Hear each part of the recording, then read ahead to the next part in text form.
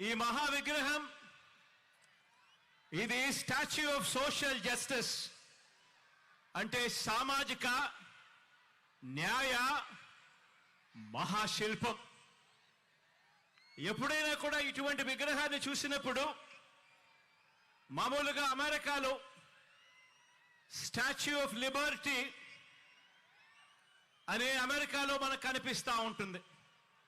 ఆ statue of Liberty అంటే America అని చెప్పి దాన్ని విన్నాం, దాని గురించి మనం మాట్లాడతాం.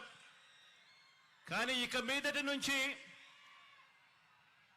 స్టాచ్యూ ఆఫ్ సోషల్ జస్టిస్ అంటే ఇక నుంచి ఇండియాలో విజయవాడ అని చెప్పి ఇక మీదటి నుంచి మారుమోగుతుంది.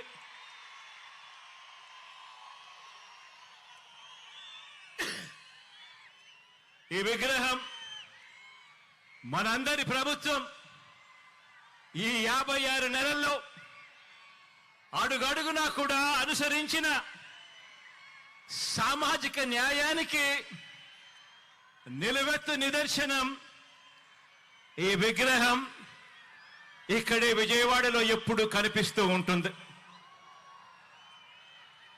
ఆశ్చర్యం ఏమిటో తెలుసా?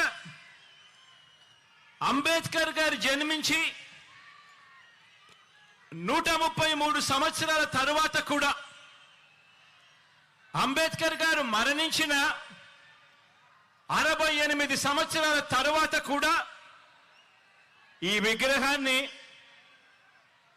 స్టాచ్యూ ఆఫ్ సోషల్ జస్టిస్ కింద, సామాజిక న్యాయ మహాశిల్పం కింద ఈ రోజుకి కూడా ఏర్పాటు చేసుకుంటా ఉన్నాం.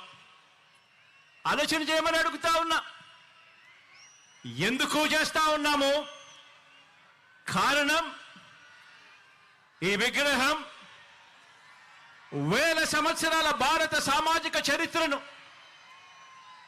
వేల సంవత్సరాల భారత సామాజిక చరిత్రను, ఆర్థిక చరిత్రను, మహిళా చరిత్రను మార్చిన ఓ సంఘ సంస్కర్త, ఓ మరణం లేని మహనీయుడి విగ్రహం ఈ విజయవాడలో ఈరోజు ఆవిష్కారం అవుతా ఉంది.